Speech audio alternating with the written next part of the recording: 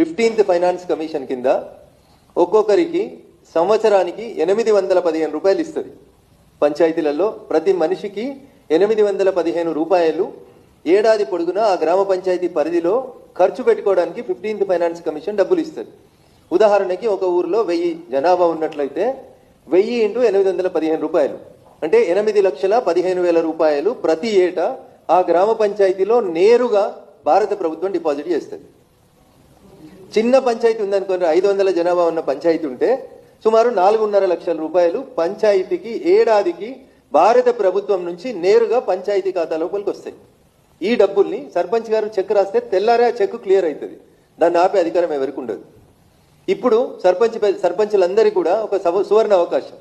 గత 2 సంవత్సరాలుగా మీకు 15th ఫైనాన్స్ కమిషన్ నిధులు రాలేదు. ఇప్పుడు మార్చి 31 తోటి 3వ సంవత్సరం ముగియబోతుంది. అందుకని ఇప్పుడు వచ్చే నెలలో జనవరి లేదా ఫిబ్రవరి లోపు మీకు ఒక్కొక్కరికి 3 ఆర్థిక సంవత్సరాలకు సంబంధించిన 15th ఫైనాన్స్ కమిషన్ డబ్బులు మీ ఖాతాల్లో పడతాయి. సర్పంచులారా జాగ్రత్తగా వీటిని సద్వినియోగం చేసుకోండి. 500